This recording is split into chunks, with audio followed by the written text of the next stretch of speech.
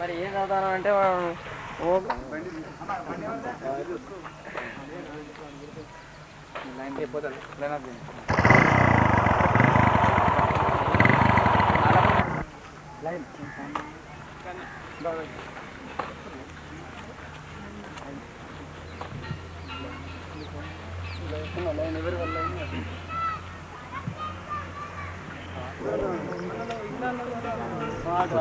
అవునా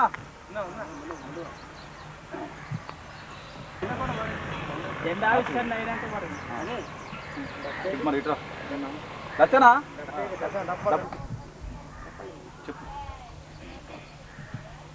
కార్యకర్తల అధ్యయన తరగతులు మరియు జిల్లా శాఖ మొదటి మహాసభలకు ప్రారంభ సూచికగా భారత నాస్తిక సమాజం రాష్ట్ర అధ్యక్షులు బి సాంబశివరావు గారు బాణాస జెండావిష్కరణ చేయాల్సిందిగా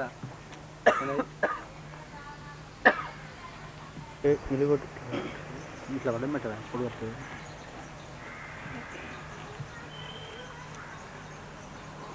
చేస్తారా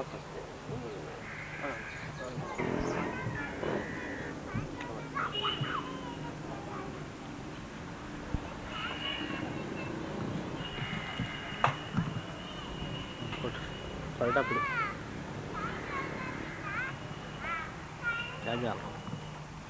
వర్ధిల్లాలి భారత నాస్తిక సమాజం, వర్ధిల్లాలి భారత నాస్తిక సమాజం.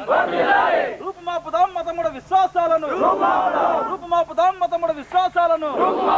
నశించాలి మతోన్మాదం, నశించాలి మతోన్మాదం. పోరాడుదాం సాంఘిక దురాచారాల వ్యతిరేకంగా, పోరాడుదాం సాంఘిక దురాచారాల వ్యతిరేకంగా. భారత నాస్తిక సమాజం ఎగిరిందో ఎగిరింది నాస్తిక జెండా ఎగిరింది ఎగిరిందో ఎగిరింది నాస్తిక జెండా ఎగిరింది ఎగిరిందో ఎగిరింది నాస్తిక జెండా ఎగిరింది ఎగిరిందో ఎగిరింది నాస్తిక జెండా ఎగిరింది నల్లని వర్ణం ఎర్రని జ్యోతితో నల్లని వర్ణం ఎర్రని జ్యోతితో నింగిల రపరేప నాస్తిక జెండా కార్మిక రైతుకు కర్మ నరకాలనంటగట్టు కష్టించే కార్మిక రైతుకు కర్మ వేద పుక్కిడి పురాణాలను మాంత్రిక శక్తిని మైమలు చెప్పు వేద పుక్కిడి పురాణాలను మాంత్రిక శక్తిని మైమలు చెప్పు తాంత్రిక స్వామి గారడి వాళ్ళకు తాంత్రిక స్వామి గారడి వాళ్ళకు బతుకులు లేవని బతికిందో ఎగిరిందో ఎగిరింది నాస్తిక జెండా ఎగిరింది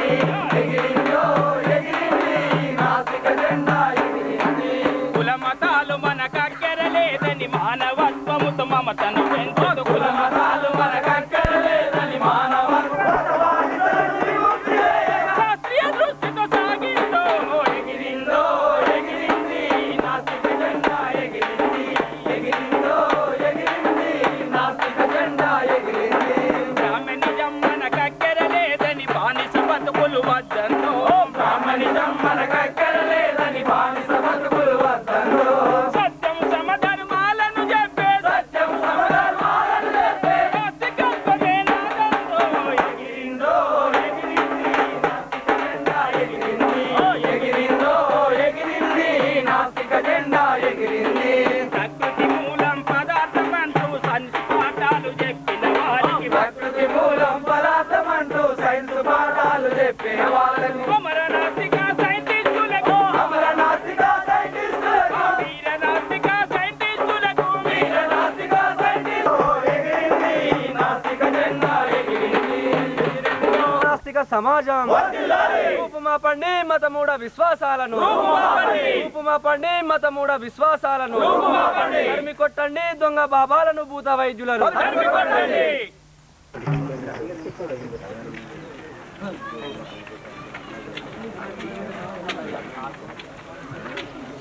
ఇప్పుడు వదిలితే అందరూ వదలండి, లేకపోతే అందరూ వదలండి.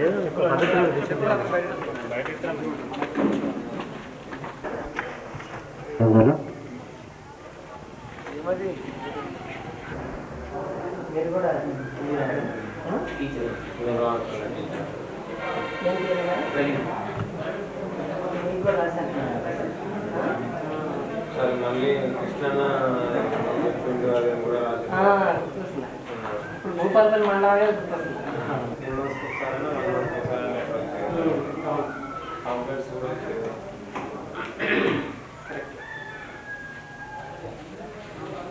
సభలకు హాజరైన మానస కార్యకర్తలకు ఇతర మిత్రులకు అందరికీ మా యొక్క చక్కగా మన వక్తలు చెప్పిన విషయాలు మనం ఆలోచించి మనం ముందరకు వేయాల్సి ఉంటుంది. రెండవ కార్యక్రమం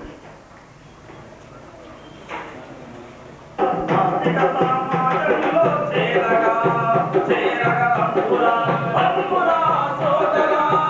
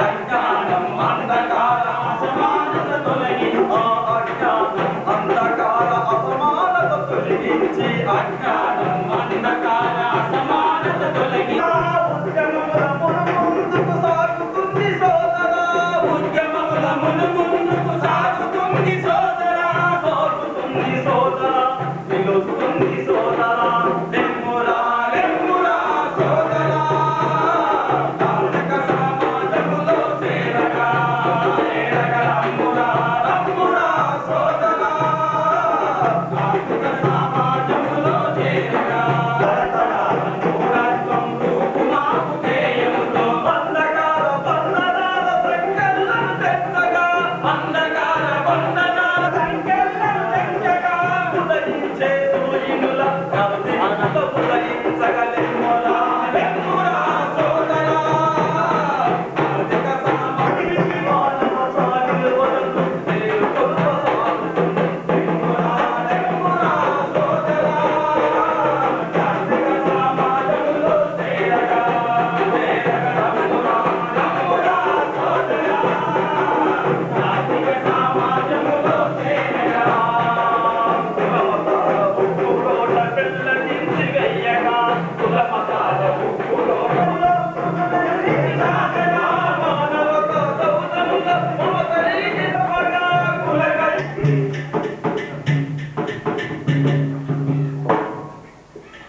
యువతరము మారేది ఎప్పుడో నవతరము వచ్చేది ఎప్పుడో యువతరము మారేది ఎప్పుడో నవతరము వచ్చేది ఎప్పుడో మతవాదులు మారినప్పుడు మతతత్వం మారినప్పుడు మతవాదులు మారినప్పుడు మతతత్వం మారినప్పుడు అప్పుడే అప్పుడే అప్పుడే అప్పుడే మారుతుంది సమాజం యువతరము మారేది ఎప్పుడో నవతరము వచ్చేది ఎప్పుడో మతవాదులు మారినప్పుడు మతతత్వం మారినప్పుడు మతవాదులు మారినప్పుడు మతతత్వం మారినప్పుడు అప్పుడే అప్పుడే అప్పుడే అప్పుడే మారుతుంది యువతరము మారేది ఎప్పుడో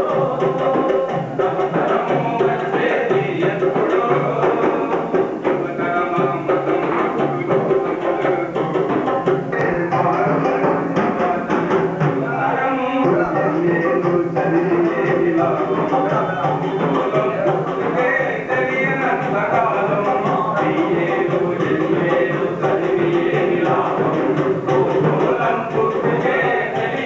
మతం దేశానికి మతమనే తప్పు మురిగిపోయింది దేశానికి మతమనే తప్పు వచ్చేది అప్పుడే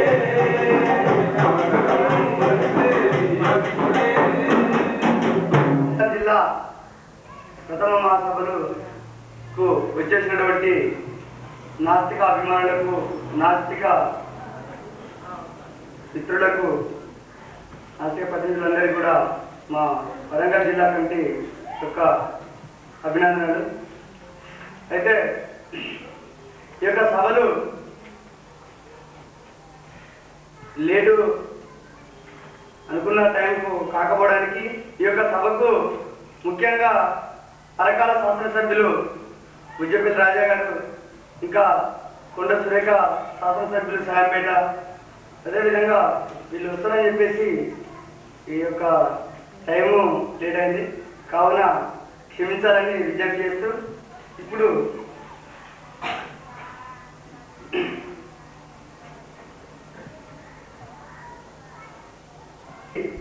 రాష్ట్ర అధ్యక్షులు బి సాంబశివరావు గారిని స్టేజ్ మీదకి రావాల్సిందిగా విజ్ఞప్తి చేస్తున్నాను.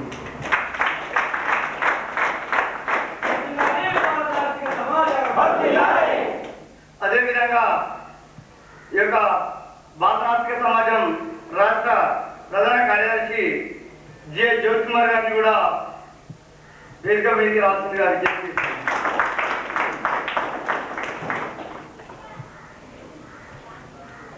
తర్వాత నల్ల రామారావు గారు ఉపాధ్యక్షులు జన విజ్ఞాన వేదిక నిజామాబాద్ గారిని కూడా వేదికగా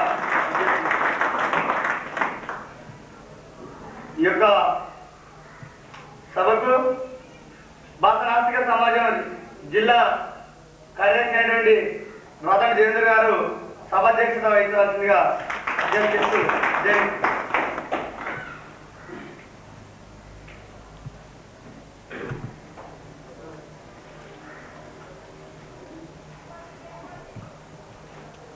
మిత్రులు, నాస్తిక అభిమానులు మరియు భారత నాస్తిక సమాజం సభ్యులు అందరికీ ప్రథమ మహాసభని రాష్ట్రంలో ఏ జిల్లా శాఖ కూడా చేయని విధంగా అత్యంత గొప్పగా జరపాలనే దృఢనిశ్చయంతో ఇక్కడ ఉన్నటువంటి జిల్లా కమిటీ సభ్యులమైన మేము మాకు సహాయ సహకారాలు అందించినటువంటి మా పెద్దలు చాలా రిస్క్ తీసుకొని సభల్ని నడిపేయడం కోసం కృషి చేసినాం. అయినా మాకు మేము అనుకున్నంత న్యాయం జరగలేదనేది మాత్రం వాస్తవం.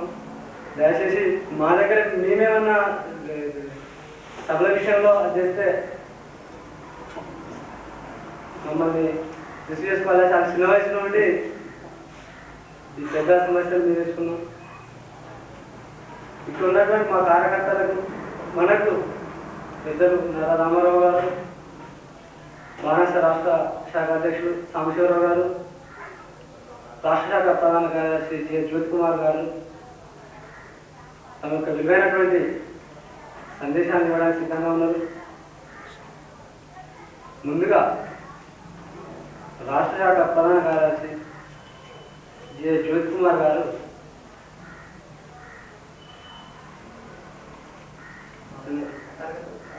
తరగతులను ప్రారంభించాల్సిందిగా ఆదిలాబాద్ జిల్లా వరంగల్ జిల్లా వరంగల్ జిల్లా కార్యకర్తలకు దూర ప్రాంతాల నుంచి వచ్చినటువంటి కళాకారులకు కార్యకర్తలకు నాయకులకు నా తరఫున ధన్యవాదాలు తెలియజేస్తున్నాను. కార్యకర్తలు ఒకరిద్దరు ప్రారంభమై ఇప్పటిలో ఆశిస్తున్నటువంటి ప్రథమ మాసభ ఏర్పాటు చేయాలని ఉద్దేశంతో కృషి చేసి ఈరోజు వరంగల్ జిల్లా ప్రథమ మాసభను ఏర్పాటు చేసుకోవడం అనేటువంటి మేము గర్విస్తున్నాం. మరి ముఖ్యంగా మన తెలంగాణ జిల్లాలోని భారతనాస్తిక సమాజం భానుమతి కేర మోతాలు బాబలు స్వాములు అనేటువంటి మన తెలంగాణలో అధికంగా ఉన్నాను. సభలు సమావేశాలు అనేటువంటి అన్ని గ్రామాల్లో కూడా ఏర్పాటు చేసుకోవడం అనేటువంటి జరుగుతుంది.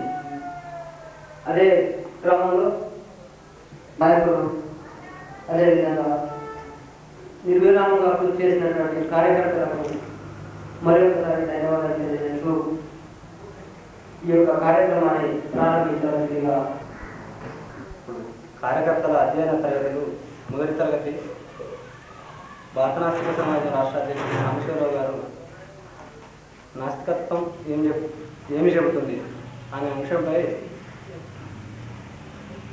తరగతులు బోధించగలని జన విజ్ఞాన వేదిక నిజామాబాద్ జిల్లా ఉపాధ్యక్షుడు నారా రామారావు గారికి ఈ తరగతులకు హాజరైనటువంటి నాస్తిక సోదరులకి అభిమానులకి మొట్టమొదటిగా జయసాన్ని తెలియజేస్తూ ఈ తరగతిని ప్రారంభిస్తున్నాం. మా దేవేంద్ర గారు ఇప్పుడు మొట్టమొదటిగా మాట్లాడుతూ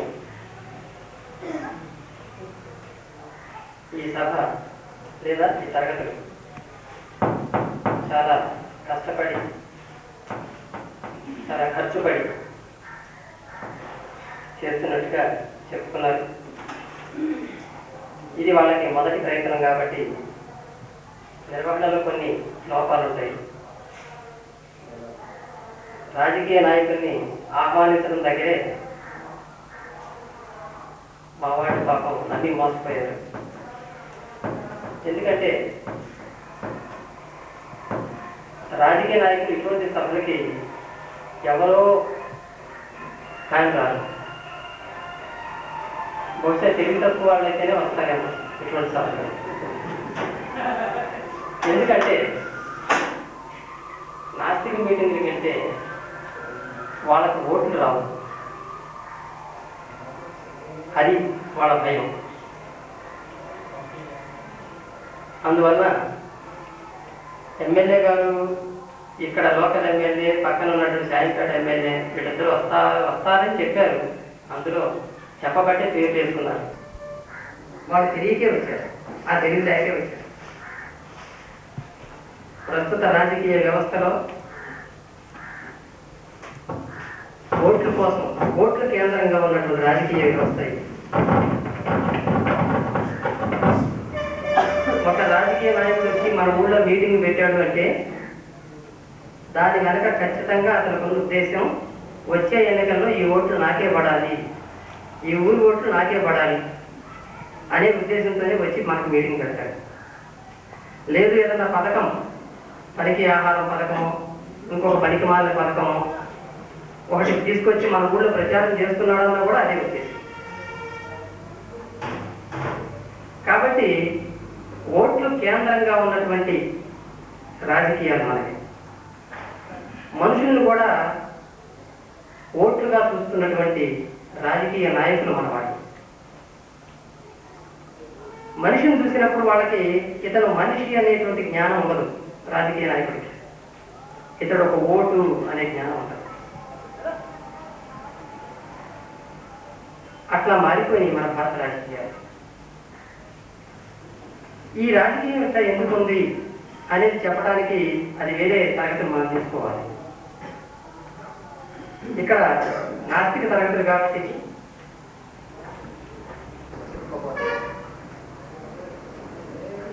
దాంట్లోనే ఇది కూడా ఒక భాగం, రాజకీయం కూడా ఒక భాగం. నాస్తికులు అంటే ఇప్పుడు ఎమ్మెల్యేలు గారికి ఉన్నటువంటి అభిప్రాయాలు వాళ్ళకే కాదు, దాదాపు సమాజంలో 99% వీళ్ళు దేవుళ్ళని తిడతారు, దెయ్యాలని తిడతారు. లేకపోతే వీళ్ళకి ఒక వీళ్ళు నమ్మేది ఏది ఉండదు, అన్నింటినీ తిడతారు, ఒక నమ్మకం అనేది లేదు వీళ్ళకి అనేటువంటి ఒక అభిప్రాయం అనేటువంటి ఇప్పుడు పుట్టింది కాదు, వేల సంవత్సరాల నుంచి ఇది ఇప్పుడు తగ్గుతుంది. ఈ నాస్తికులు అనేవాళ్ళు ఎవరు? వాళ్ళు ఏం చెప్తారు, వాళ్ళ ఆలోచనలు ఎట్లా ఉంటాయి అనేది తెలుసుకోవాలంటే మనం వెనక్కి ఉంటే కానీ ఒక కనీసం బైబిల్ పుస్తకం తీయగానే మనకి అందులో ఈ భూమి ఎట్లా సృష్టించబడింది, ఈ మనుషులు ఎట్లా, దేవుడు మనుషులు ఎట్లా సృష్టించాడు అనేటువంటి కథలు మనకు అదంతా మీ అందరికీ తెలుసు. దాని గురించి నేను చెప్తాను. అయితే అందులో చెప్పాల్సిన ఒక అంశం ఏంటంటే, దేవుడు ముందుగా ఆదామును సృష్టించాడు, ప్రాణం పోసాడు. ప్రాణం పోయడం కూడా కాదు, ముక్కులో గాలి వదిలాడు. గాలి వదలగానే ముక్కు ఆడటం మొదలైంది, గాలి వెలవడం మొదలైంది. ఇక అప్పటి నుంచి మనిషికి జీవం వచ్చింది. ఆ తర్వాత ఈ ఆదాము అక్కడే ఉంటే అతనికి ఏమీ తోచదు కాబట్టి అతన్ని పండబెట్టి అతని ఎముకలు, ఇక్కడ రొమ్ములో ఎముకలు ఉంటాయి కాబట్టి ఆ ఎముకల్లోంచి ఒక ఎముక తీసేసి ఆయన పక్కన పెట్టి దానికి ప్రాణం పోసాడు. ఆ ప్రాణం పోస్తే అది స్త్రీగా మారిపోయింది, అవ్వగా మారిపోయింది. ఈవ్ అంటారు ఇంగ్లీష్లో. అయితే దాన్ని మనం అవ్వ అనుకుంటాం. ఆ ఈవ్గా మారిపోయింది.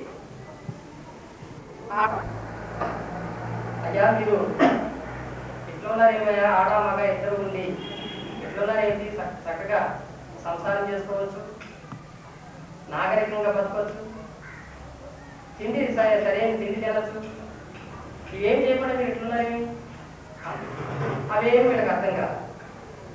మా దేవుడు మమ్మల్ని ఇట్లా సృష్టించాడు కాబట్టి మేము ఇట్లా ఉన్నాం, అతనికి తెలియకుండా మేమేం చేయము అన్నారు.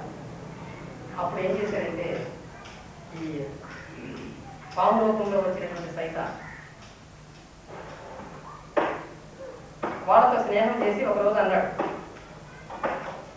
అక్కడ చెట్టు ఉందో చూసారా, ఆ చెట్టుకు పండ్లు ఉన్నాయి, ఆ పండ్లు మీరు తింటే కనుక మీకు నేను చెప్పిన అని తెలిసి వస్తుంది, అసలైన విషయాలు ఏమో తెలుస్తుంది అని చెప్పారు.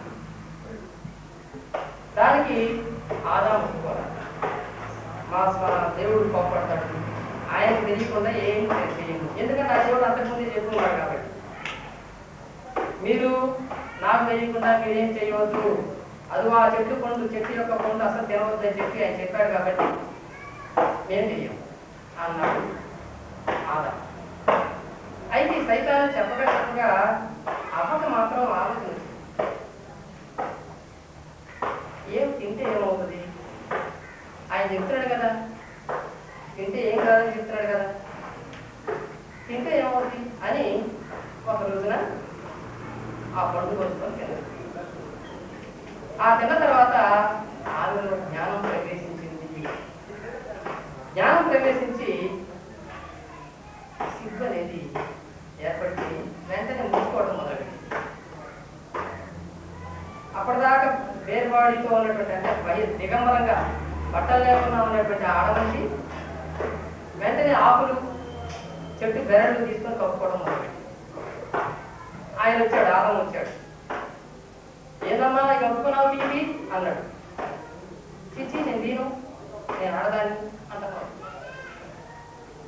ఏం రోజు లేని కొత్తగా మాట్లాడుతున్నావు, ఏం చేశావు ఏంటి కదా, అదిగా చెప్పుకుంటుంది నిన్న, నువ్వు కూడా దీనికి బాగుంది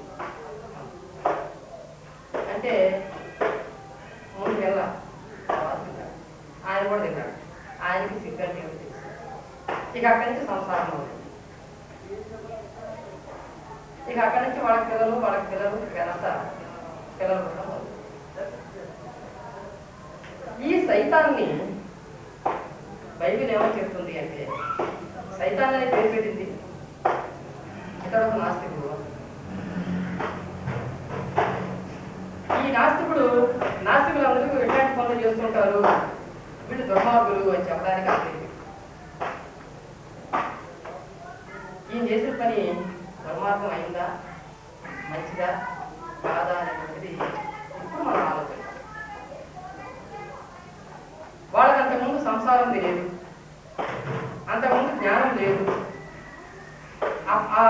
అది తెల్ల దగ్గర నుండి వాళ్ళకి మానం కాపాడుకోవాలనేటువంటి ఆలోచన వచ్చింది.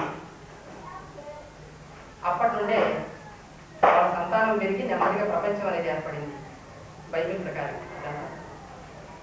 ఇందులో సైతాన్ చేసింది తప్ప, అసలు ఆ పండు తినొద్దు మీరు, మీ ఇద్దరే ఉండండి ఈ అడిగిలో అని చెప్పినటువంటి ఆ యెహోవా దేవుడు చేసింది తప్ప.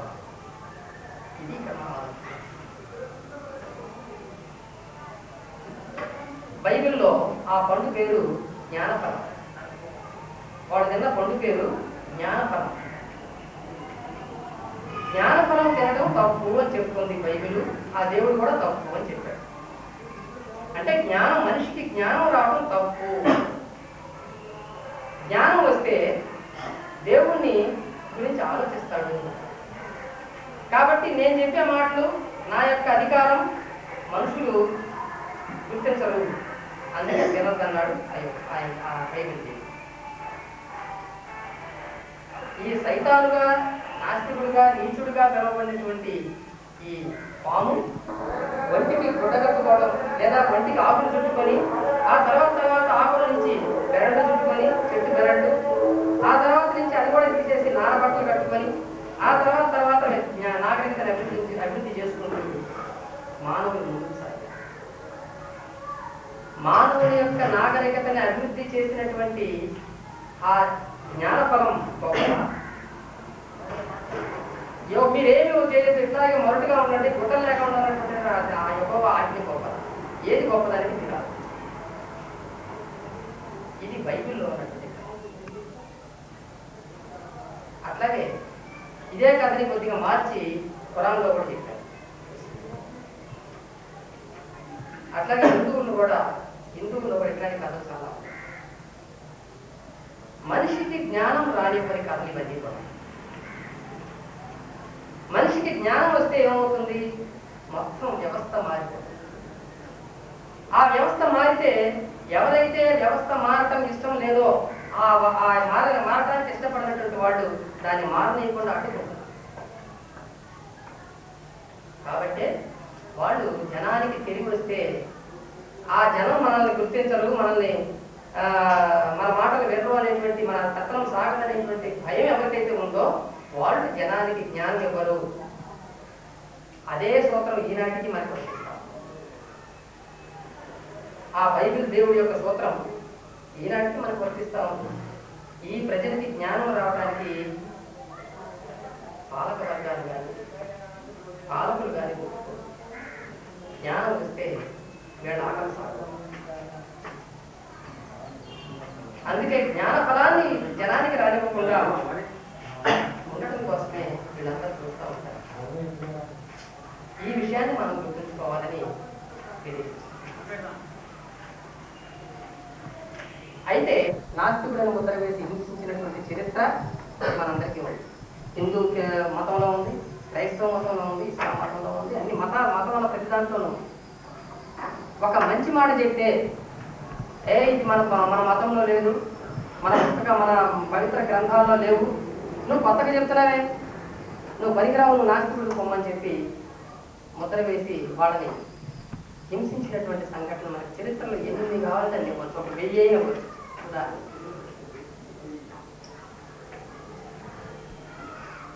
కనుక నాస్తికుడు అంటే సమాజాన్ని మార్చాలి, ఇప్పుడున్నటువంటి పరిస్థితి నుంచి, ఇప్పుడున్నటువంటి అజ్ఞాన దశ నుంచి సమాజాన్ని విజ్ఞానం వైపు నడిపించాలి అని కోరుకోవడం అనేటువంటిది నాస్తికత్వం యొక్క మొదటి సూత్రం. ఈ విజ్ఞానం అనేది మనిషిలో కనుక రావడం మొదలైతే అతనిలో ఆలోచన పెరుగుతుంది. ఆలోచన పెరిగితే నేను ఇట్లా ఎందుకున్నాను అని ఆలోచిస్తే అతనికి ఆ కారణాలు తెలుస్తాయి. ఆ కారణాలు తెలిసిన తర్వాత అతను దేన్నైనా సాధించడానికి ముందుకు వస్తాడు. అది జరగకపోవటం వల్లనే ఈవేళ మన దేశంలో హిమాలయాలంత ఎత్తుగా అవినీతి పెరిగిపోయింది. ఎవరెస్ట్ అంత ఎత్తుగా అరాచకం పెరిగిపోయింది, కరువు పెరిగిపోయింది, అన్ని బాధలు పెరిగిపోతున్నాయి. అయినా సరే మనం మాట్లాడలేదు, దాని గురించి అడగలేదు.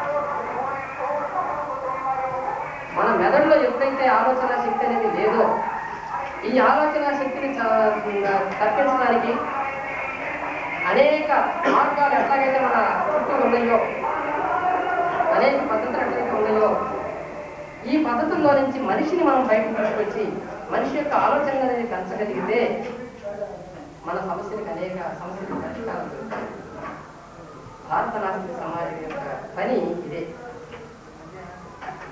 మనుషుల యొక్క మెదళ్లలో ప్రశ్నించే చైతన్యాన్ని తీసుకురావడం, వాళ్ళ మెదళ్లలో ఆలోచన శక్తిని పెంపొందించడం. అంతే తప్ప దేవుణ్ణి తిట్టడం, దయ్యాన్ని తిట్టడం, లేకపోతే ఇంకొకళ్ళని తిట్టడం, ఇంకోళ్ళని తిట్టడం కాదే కదా. అయితే ఈ ప్రశ్నించే చైతన్యాన్ని ప్రజల్లో తీసుకొస్తున్న సమయంలో దేవుడు అడ్డొస్తే దేవుడు దోషి పారేస్తాడు, దయ్యం అడ్డొస్తే దయ్యాన్ని దోషి పారేస్తాడు. ఎవరైతే అడ్డొస్తారో వాళ్ళందరినీ, అడ్డు వచ్చిన వాళ్ళందరినీ చూసి పక్క పోయి వేసేటి. ఇది ప్రధానమైంది కాదు. ఒకసారి మనం చరిత్రలోకి వెళ్తే క్రైస్తవ మతంలో ఉండి క్రైస్తవ రోజు చర్చికి వెళ్తూ బైబిల్ చదువుతూ ఉన్నటువంటి ఒక ఆయన ఈ బైబిల్లో ఇట్లా ఎందుకు ఉంది అని ఆలోచన చేయడం మొదలుపెట్టాడు. అట్లా ఆలోచన చేయడం మొదలుపెట్టినందుకు నువ్వు పనికిరావు సంఘంలో అని చెప్పి సంఘంలోకి తీసుకురాయి. ఒక ఆయన కోపర్నికస్ 14వ శతాబ్దం.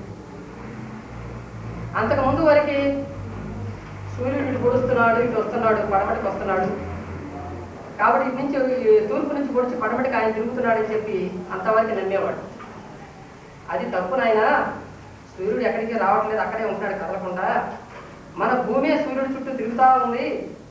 ఆ తిరుగుతూ ఉన్నప్పుడు సూర్యుడు మనకు కనిపించినప్పుడు పగలనుకుంటున్నాము, కనిపించకపోతే రాత్రి అనుకుంటున్నాము అనే సత్యాన్ని బయట పెడితే వీడెవరో మతద్రోహి. మన బైబిల్లో ఏమో చెప్పింది? మన బైబిల్లో సూర్యచంద్రులను యెహోవా సృష్టించను అన్నమాట కదా. మరి దానికి వ్యతిరేకంగా సూర్యుడు కదలట్లేదు, దాని చుట్టూ భూమి తిరుగుతుందని చెప్పాడు కదా అని చెప్పి అతను చెప్పినటువంటి సిద్ధాంతాన్ని ఒక తప్పుడు సిద్ధాంతంగా ప్రచారం చేసి ఇతడు మతద్రోహి అని చెప్పినటువంటి చరిత్ర. అతను మతస్థుడేమని మతద్రోహిగా ముద్రేశాడు.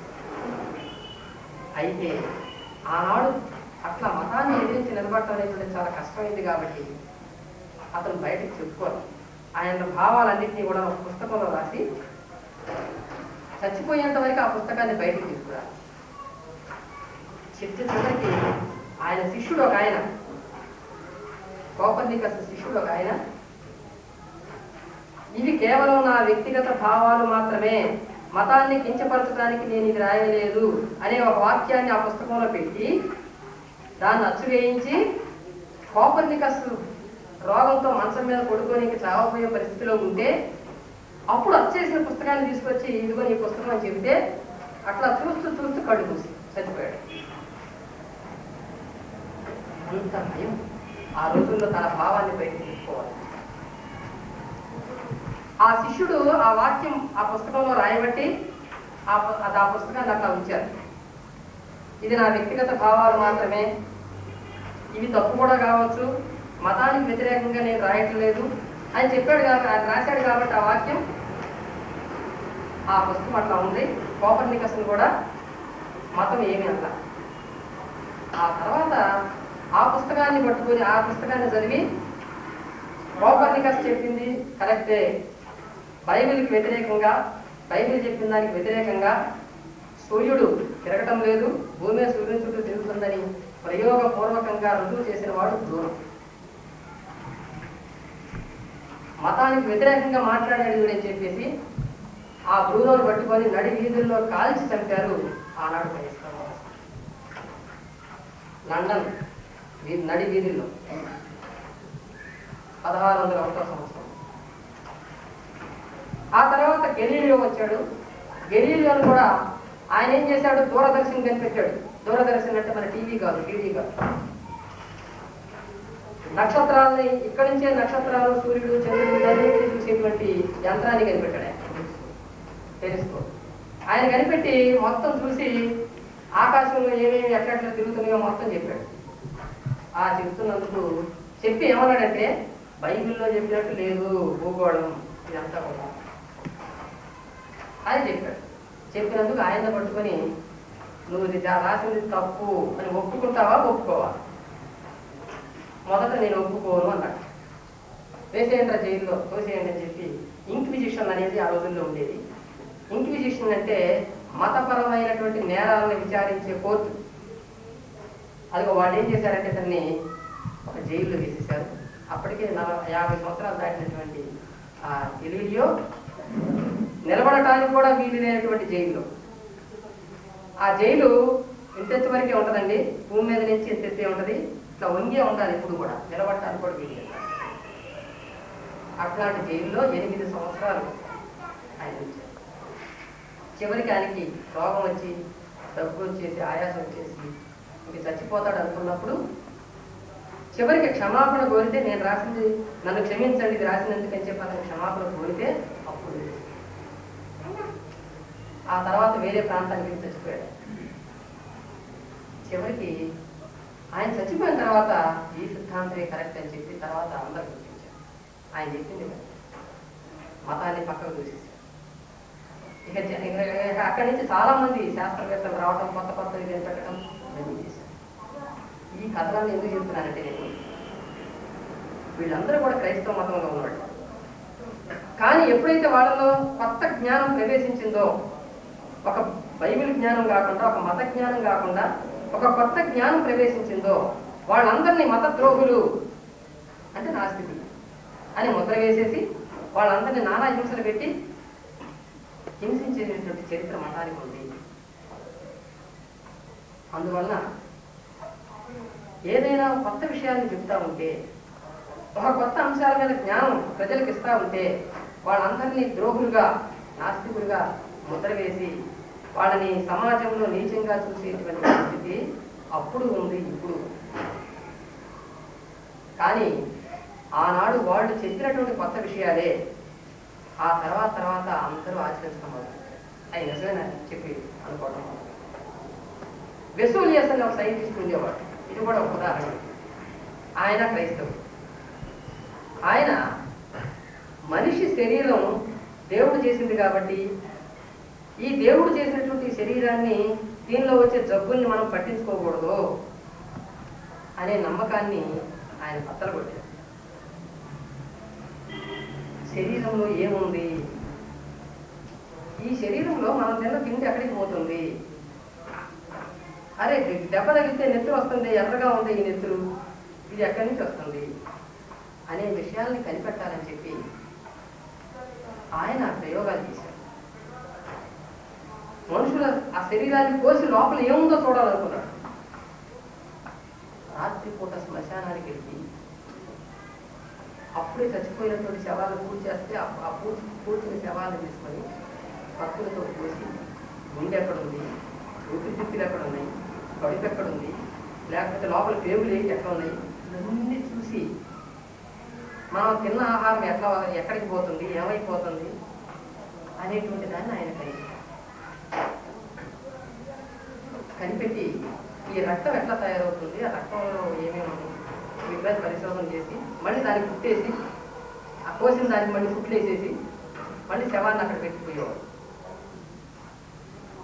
ఇదిగో ఆపరేషన్లకి మొట్టమొదటి ఇతర ప్రయత్నం చేసి ఇట్లా చేసినందుకు అతన్ని నాస్తికుడు అని వీడు నాస్తికుడు, మతద్రోహం చేస్తున్నాడు, దేవుడు ఇచ్చిన శరీరం మీద పత్తులు పెడుతున్నాడు అని ముద్ర వేసి అతన్ని తర్వాత అనేక విధాలుగా బాధ పెట్టారు. అయినా సరే అతని ప్రయోగాలు ఈవేళ మనం అందరికీ ఆపరేషన్ అనేది క్రైస్తవులు కాదు, ముస్లిం కాదు, హిందువు కాదు, వాడు వీళ్ళని లేదు, ప్రతి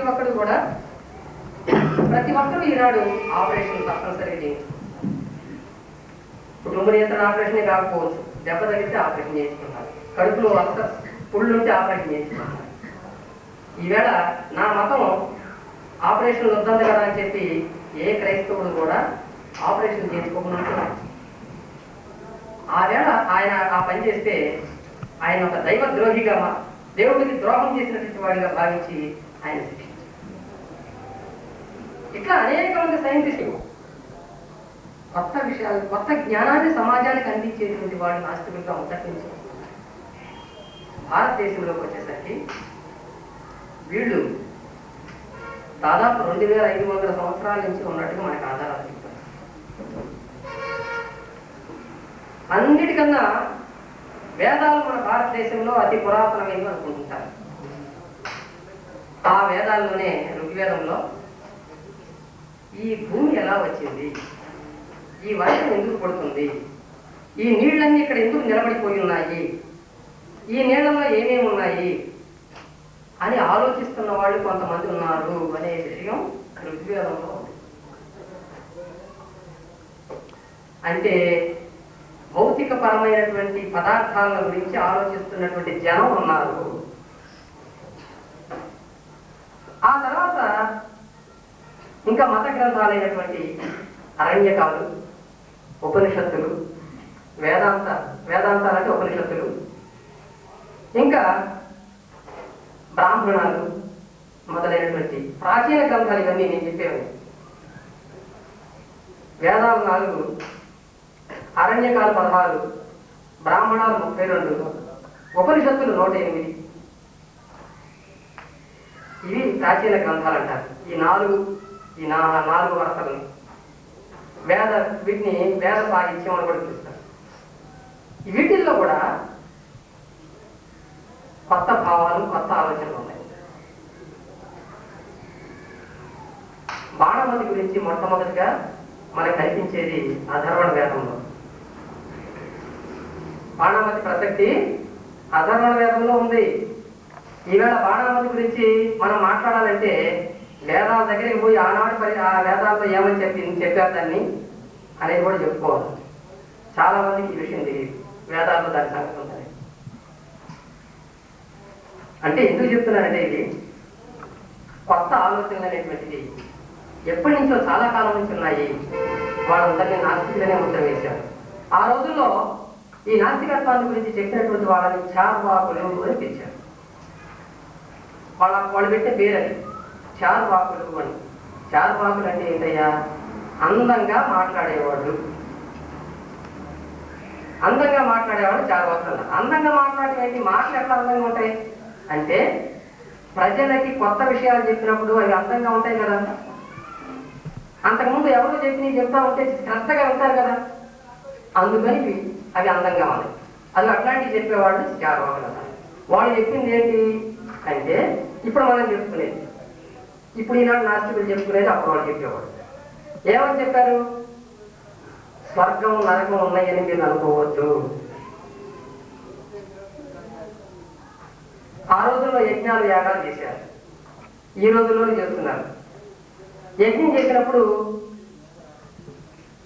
ఒక ఆవును కానీ ఒక మేకను కానీ ఒక జంతువుని దేన్నైనా బలి ఇవ్వడం అనేటువంటిది అప్పుడు ఎక్కువగా ఉండేది. కొన్ని యజ్ఞాల్లో కొన్ని వందల పశువులను కూడా బలిచ్చేవారు. కొన్ని వందల పశువులు. అక్కడ తినడానికి ఎంతమంది జనం అయితే ఉన్నారో వాళ్ళందరినీ బట్టి పశువులు చంపేవాడు. మా ఇంటికి ఒక 20 మంది చుట్టాలు వచ్చారనుకోండి, ఒక కోడి సరిపోద్దా? అప్పుడు ఏ 10 కోళ్ళు 5 కోళ్ళు 6 కోళ్ళు చేస్తాము. లేదా ఒక పెళ్లి చేస్తున్నాము, అందులో అందరికీ మటన్ పెట్టాలా, ఒక గొర్రె పొట్టేళ్ళు 2 గొర్రె పొట్టేళ్ళు వేస్తాం. అది కూడా అంతే, యజ్ఞం కూడా అంతే. ఆ రోజుల్లో యజ్ఞం చేయడం అంటే ఒక చాలా పెద్ద ఖర్చుతో కూడుకున్నటువంటి పని. అది ఎవరు చేసేవాళ్ళు అంటే నీలాంటి వాళ్ళు నాలాంటి వాళ్ళు చేసేవాళ్ళు కాదు. ఒక రాజులు, బాగా డబ్బు ఎవరి దగ్గర అయితే ఉందో ఆ జమీందారులు రాజులు మాత్రమే చేసేవాళ్ళు. ఎందుకు అట్లా చేసేవాళ్ళు అంటే ఒక యజ్ఞం చేస్తూ ఉంటే మొత్తం ఆ చుట్టుపక్కల ఉన్నటువంటి రాజ్యంలో ఉన్నటువంటి బ్రాహ్మణులను మొత్తాన్ని పిలవాలి అక్కడికి. వాళ్ళందరికీ కూడా యజ్ఞం జరిగిన రోజులన్నీ అన్ని రోజులకి వాళ్ళకి భోజనాలు పెట్టి, వాళ్ళకి ఆవు మాంసం పెట్టి, రకరకాల పదార్థాలు నెయ్యి పప్పులు ఉప్పులు అన్నీ పెట్టి వాళ్ళ మేపాలి. కాబట్టి చాలా ఖర్చు అయ్యాయి. అంతటితో ఆగదు. యజ్ఞం అయిపోయిన తర్వాత ఒక్కొక్కరికి బహుమానాలు ఇవ్వాలి. 16 రకాల దానాలు చెప్పారు, షోడశ దానాలు అంటారు. ఆ 16 రకాల దానాలు ఇవ్వాలి. అందులో అనేకం హిరణ్యదానం, కన్యాదానం, గర్భాదానం, ఇట్లా రకరకాలుగా 16 రకాల దానాలు. అంటే బంగారం ఇవ్వాలా, ఆడపిల్లలు ఇవ్వాలా, అవసరమైతే గర్భాధానం కూడా చేయాలి. ఇట్లాంటివన్నీ చేసేటువంటి 16 రకాల దానాలు ఆ రోజుల్లో ఉన్నాయి. అవన్నీ చేయాలి. చేస్తేనే యజ్ఞం చేసినట్లే. ఈ రకమైన యజ్ఞాన్ని మనం గొప్పగా చెప్పుకుంటామే శివాజీ గురించి మనం కత్తి పట్టుకొని చెప్తాం. గుర్రం మీద ఉన్నటువంటి శివాజీ బొమ్మ మనందరికీ తెలుసు. ఆయన కూడా చేశాడు. ఆయన యజ్ఞం చేసినప్పుడు 50,000 మంది బ్రాహ్మణులు వచ్చారు. అంతమందికి కూడా వాళ్ళు అడిగినవన్నీ ఇచ్చాడు. ఇచ్చినప్పటికీ కూడా వాళ్ళ తృప్తి లేక ఆ శివాజీని, నువ్వు శూద్ర కులకోడివి, నువ్వు శూద్ర కాబట్టి హత్య చేశారు, రాజ్యం ఆక్రమించుకున్నారు. అంటే శివాజీ కొడుకును కూర్చోబెట్టారు. ఆ కొడుకు చిన్నపిల్లోడు, ఆయన ఎట్లా పరిపాలించాడు, వీళ్ళదే కథం. ఆ తర్వాత ఆ కొడుకుని తీసి పారేశారు, వీడు రాజు. ఇది జరిగింది. అందువల్ల ఏంటంటే ఎందుకు చెప్తున్నామంటే ఒక స్వార్థం కోసం దేన్నైనా సరే చేయగలిగినటువంటి మేధావులు మనకి ఇక్కడ ఉన్నారు. మన దేశం వాళ్ళ స్వార్థం కోసం దేన్ని ఎట్లా మార్చాలన్నా మార్చగలిగినటువంటి మేధావులు ఇక్కడ ఉన్నారనడానికి చరిత్రలో ఉదాహరణ. ఇదిగో యజ్ఞం గురించి వచ్చింది కాబట్టి చెప్పాం. అట్లాంటి యజ్ఞంలో జరుగుతున్నటువంటి ఈ దురాచారాన్ని, ఈ దానాలు చెప్పిన వాళ్ళు ఆనాడు చాలా బాగా 2500 సంవత్సరాల నాటి యజ్ఞం చేస్తే స్వర్గం వస్తుంది అని చెప్పడం తప్పు. యజ్ఞం చేసేవాళ్ళ దగ్గర పోయి ఎందుకు చేస్తున్నావు యజ్ఞం అని అడిగితే ఈ పశువులు కూడా స్వర్గానికి వెళ్తాయి డైరెక్ట్ గా. అని చెప్పడం మొదలుపెట్టాను. అప్పుడు వాళ్ళు అన్నారు, యజ్ఞంలో చంపితే చచ్చిపోయిన పశువు స్వర్గానికి వెళ్ళేటట్లయితే నీ తండ్రినో నీ తల్లినో చంపొచ్చుగా, డైరెక్ట్ స్వర్గానికి పోతాడు. మనిషి ఏం కోరుకుంటాడు? చివరికి స్వర్గం కోరుకుంటాడు. బతికినంతకాలం పుణ్యాలు చేయాలి, పుణ్యాలు చేసిన తర్వాత ఏం కావాలి? స్వర్గం కావాలి. ఆ స్వర్గం అనేటువంటిది నీకు ఇప్పుడే వస్తుందిగా. హాయిగా యజ్ఞంలో మీ తండ్రిలో తల్లినో లేకపోతే మీ బంధువులు తెచ్చి బలి స్వర్గం వచ్చేస్తుంది అని చెప్పడం మొదలు. అందువల్ల ఆ రోజుల్లో యజ్ఞాలు చేయడానికి కొంతకాలానికి యజ్ఞాలు చేయడం తప్పు అనేటువంటి జనంలో తెలిసింది. కనుక ఇట్లా ఒక్కొక్కదాన్ని స్వర్గం నరకం ఇవన్నీ లేవు. స్వర్గం నరకం భూమి మీద ఉన్నాయి. ఈ భూమి మీద మనం అందరితో కలిసి ఆనందంగా జీవిస్తే అది స్వర్గం. అందరి మధ్య దుర్మార్గుల్లాగా తిరుగుతూ ప్రవర్తిస్తా ఉంటే, తప్పుడు పనులు చేస్తా ఉంటే, వాళ్ళు విధించే శిక్షలకి నువ్వు బాధపడతా ఉంటే అది నీకు నరకం. అంతే తప్ప చచ్చిన తర్వాత స్వర్గం నరకం లేవు అని చెప్పి ఆడవాడు. ఇది కొత్త విషయాలు ఇవన్నీ అప్పుడు. అందువల్ల వీళ్ళు నాస్తికులు దుర్మార్గులే మొదలై. అందువల్ల మనం ఈవేళ మనం తెలుగు నిఘంటువు తీసుకొని డిక్షనరీ తీసుకొని నాస్తికుడు అనే పదానికి ఏమర్థం ఉంది అని తెలియండి. దేవుడు లేడు వాడు, దుర్మార్గుడు, నీచుడు అన్నాడు. ఎందుకు దుర్మార్గుడయ్యాడు, ఎందుకు నీచుడయ్యాడు అంటే వాళ్ళ మార్గాన్ని కాదన్నందుకు, వాళ్ళు చేస్తున్న తప్పుడు పనుల్ని ఎత్తి చూపినారు. మహాభారత యుద్ధం జరిగింది. కౌరవులు పాండవులు కొట్టుకున్నప్పుడు అధర్మ యుద్ధంతో కౌరవులు చంపేశారు పాండవులు. యుద్ధంలో కొన్ని రూల్స్ ఉంటాయి. మనం ఆట ఆడుతున్న కబడ్డీ ఆట ఆడుతున్నాం అనుకోండి, కొన్ని రూల్స్ పెడతారు. ఆ రూల్స్ ప్రకారం ఆడితేనే మీకు పాయింట్స్ ఇస్తారు, లేకపోతే మొన్న ఒలింపిక్ గేమ్స్ జరిగినాయి, ఆసియా గేమ్స్ జరిగినాయి పుసాన్లో, కొరియా, దక్షిణ కొరియా. అందులో మన దేశం నుంచి వెళ్ళిన ఒక ఆవిడ కొన్ని డ్రగ్స్ తినేసింది, బ్రహ్మాండంగా పరిగెత్తింది. ఆమెకి ఇవ్వాల, గెలిచినాక ఆమె ప్రైజ్, ఆమెకి ఇచ్చిన ప్రైజ్ లాగేస్తున్నారు. ఎందుకు? రూల్స్ పాటించాలి.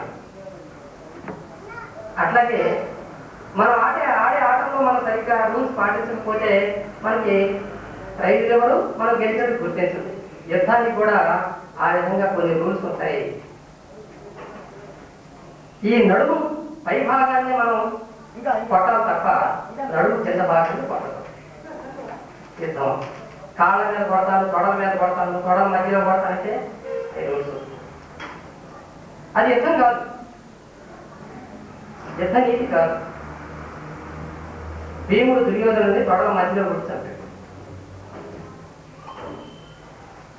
అట్లా యుద్ధం చేయలేక కర్ణుడు రథం చక్రం ఊడిపోయి చెత్తపడేస్తుంటే, అయ్యా ఒక 5 నిమిషాలు ఆగింది, రథం చక్రం పెట్టుకుంటా, తర్వాత మళ్ళీ యుద్ధం చేద్దాం అని అంటే ఒప్పుకోవాలి. ఏం చేశారు? అది యుద్ధ నీతి కాదు. యుద్ధంలో అస్త్రం లేని వాడికి యుద్ధం చేయకూడదు, ఆయుధం లేని వాడికి యుద్ధం చేయకూడదు. ఈవేళ ఎన్కౌంటర్లు చేసినట్టుగా ఆ రోజు అర్జునుడు కర్ణుడిగా బాగా చేసేసాడు. అయిపోయింది, గెలిచేసామన్నారు. అట్లా పాండవులు ఎవరినైతే శంకరాచార్యులు కానీ, లేకపోతే భీష్ముడు కానీ, ద్రోణుడు కానీ, ద్రోణుడిని ఏంటంటారు మీ అందరూ తెలుసు. ద్రోణుడికి కొడుకు అంటే చాలా ప్రేమ. ఆ కొడుకు లేకపోతే బతకలేడు, అంత ప్రేమ. ఇదిగో ద్రోణుడు కొడుకు చచ్చిపోయాడు అని పెద్దగా అరిచాడు ధర్మరాజు. నిజానికి చాలా ఆయన బాగా బతికే ఉన్నాడు. ఆ మాట వినగానే ద్రోణుడు చచ్చిపోయాడు. అందువల్ల ఏంటంటే ఇది జరిగింది అధర్మంగా గెలిచారయ్యా ఓ ధర్మరాజా, మీరు అప్పుడు అధర్మంగా గెలిచారు, యుద్ధ నీతిని మీరు పాటించరా, కాబట్టి మీరు చేసింది తప్పు అని చెప్పి ఒక చార్వాకుడు అంటే నాస్తికుడు ఆ రోజు ధర్మరాజును ప్రశ్నించాడు. ఇది నేను చెప్తుంది సొంత కథ కాదు, మీకు మనం చేసేది ఏంటంటే ఇది నేను చెప్పే సొంత కథ కాదు, మహాభారతంలో శాంతి పర్వంలో ఉన్నది. మీరు ఇంటికి పోయి పుస్తకాలు తీసుకుని చూసుకోండి. ధర్మరాజు యుద్ధం అయిన తర్వాత పట్టాభిషేకం చేసుకోవడానికి భీముడు సోదరులందరితో కలిసి వచ్చి సింహాసనం ఎక్కబోతుంటే అప్పుడు ఆ జనంలో ఉన్నటువంటి ఈ నాస్తికుడు రక్తపు కూడు చేస్తున్నాడు. అయ్యా ధర్మరాజు అన్యాయంగా చంపాడు వాళ్ళందరినీ, ఈవేళ సింహాసనం ఎక్కుతున్నాడు అన్నాడు. ఒకే మాట అనగానే ఆ మాట వినపడ్డాడు. ధర్మరాజు ఎవరో అక్కడ మాట్లాడుతుంది అన్నాడు. అప్పుడు బొట్లు పోయి ఇక్కడ లాక్ వచ్చారు బయట. ఇది ఇతనే మాట్లాడింది. అంటే ఏమయ్యా మాట్లాడుతున్నావు, ఏం మళ్ళీ మాట్లాడు అన్నాడు. నాస్తికులు ఎప్పుడు భయపడరు కదా, మళ్ళీ చెప్పాడు. నువ్వు చేసిన తప్పు యుద్ధం చేసి వచ్చి ఇక్కడ సింహాసనం ఎక్కుతున్నావు అని అన్నాడు. అప్పుడు ధర్మరాజు తప్పు చేసిన వాడు మరి భయపడతారు కదా, గుమ్మడికాయ బంగాటి భుజాలు నడుపుకున్నట్టుగా అయ్యో నిజమే తప్పు చేశామని తల వంచుకున్నాడు. అది చూసాడు కృష్ణుడు. చూసి అమ్మ ధర్మరాజు ఏదో మళ్ళీ ఆలోచన వచ్చింది, ఈ చారవాకుడు ఈ నాస్తికుడు చెప్పిన మాటలకి ఆలోచనలో పడ్డాడు, ఇప్పుడు నేను సింహాసనం ఎక్కనంటాడేమో అని వెంటనే ధర్మరాజు ఏమన్నాడంటే, కృష్ణుడు ఏమన్నాడంటే, ఓ ధర్మరాజా అతని మాటలను పట్టించుకోడు, అతడు నాస్తికుడు, చారవాకుడు అనే పేరు కలిగిన నాస్తికుడు. నాస్తికుడు అంటే రాక్షసుడి కింద లెక్క, రాక్షసుడు ఇట్లాగే మాట్లాడుతుంటారు, నీకేం బాధ లేదన్నాడు. భీముడు అన్నాడు, అన్న నువ్వు ఆజ్ఞాపించు, ఇప్పటికిప్పుడు గదతో 2 కోట్లు పొడుస్తా అన్నాడు. అంటే అప్పుడు మళ్ళీ కృష్ణుడే అక్కడ హింస జరగకూడదు, మరి జనంలో మళ్ళీ ఆయన సానుభూతి పెరిగిపోదు. అందుకని అదేం చేయక్కర్లేదు, ఆయనంతా ఆయన చచ్చిపోతాడు, ఏం చేయదు అని మళ్ళీ ఉంది. కనుక ఇట్లా ఈ కథ మహాభారతంలో ఆ రోజు చాలా చెప్పినటువంటి నాస్తికులు చెప్పినటువంటి సత్యం అని చెప్పి తర్వాత చాలా పుస్తకాలు వచ్చాయి. అసలు పాండవులు 5గురికి 5 ఇవ్వమనడమే తప్పు, అక్కడే ఉంది దానికి మూలం. అప్పటికే ఆ 5 గోడలు దుర్యోధనుడు దానం చేసేసాడు, 4 గోడలు దానం చేసేసాడు. ఆ 4 గోడని ఇంకొకరికి ఇచ్చినటువంటి గోడని మాకు ఇవ్వండి అని అడిగితే తప్పు కదా. నువ్వు స్వేచ్ఛగా ఆలోచించడం మొదలుపెట్టి నీ పక్కన ఉన్నవాడు మళ్ళీ మతంలోకి లాగాలని చూస్తున్నాడు. అప్పటికి నువ్వు వంగకపోతే వీడు నాస్తికుడని మొదలేసి పైకి తరిమేస్తాడు. కనుక మతం స్వేచ్ఛని ఎప్పుడు కూడా అనుమతించదు, ఒప్పుకోదు. ఆ స్వేచ్ఛ లేనప్పుడు మనిషి యొక్క జీవితం బానిస జీవితమే. కొత్తగా ఆలోచించలేడు, సొంతంగా ఆలోచించలేడు. మా తాతకి చేశాడు కాబట్టి నేను ఇట్లా చేయాల్సిందే. పాత మీద అభిమానం, కొత్త మీద తిరస్కారం. కొత్తని ఎప్పుడు దగ్గర కానివ్వడు, మతం ఉన్నంతకాలం, మతం మీద నమ్మకం ఉన్నంతకాలం. ఇవాళ చూడండి, సైన్స్ పెరిగిపోయింది, కొత్త పరికరాలు, కొత్త వస్తువులు మన దగ్గర వస్తున్నాయి. కంప్యూటర్ల దగ్గర నుంచి, సెల్ ఫోన్ల దగ్గర నుంచి రకరకాల వస్తువులు మనకి ఇప్పుడు వస్తాయి, అందుబాటులోకి వస్తాయి. చూడండి, ఆ వీడియో కెమెరా ఆయన చేస్తా ఉన్నాడు. మీ చిన్నతనంలో ఎప్పుడైనా దాని గురించి విన్నారా? ఎప్పుడు లేదు. ఇప్పుడు ఈవేళ మనం చూస్తున్నాం, ఈవేళ మనందరూ బొమ్మలు దాంట్లో పడిపోతాం. కావాలంటే ఇప్పుడు టీవీ ఉంటే మనకి అది వేసి చూపిస్తారు, మనం ఆయన చేస్తున్నదంతా మనం చూపిస్తాం. ఈ కొత్త రకమైన జ్ఞానం ఎక్కడి నుంచి వచ్చింది? దీనికి ఒక్కటే మనం చెప్పాల్సిన సమాధానం, ఒక కొత్త రకమైన వస్తువులు కనిపెట్టినా, ఒక కొత్త రకమైనటువంటి ఆలోచన వచ్చిన దాని వెనక ఖచ్చితంగా నాస్తికులనే ముద్ర ఉంటుంది. చూసుకోండి.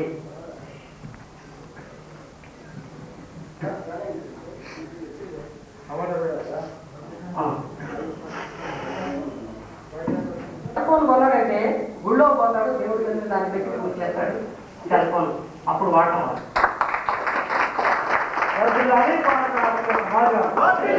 రూపుమాపండి మత మూఢ విశ్వాసాలను, తరిమి కొట్టండి దొంగ బాబాలను స్వాములను.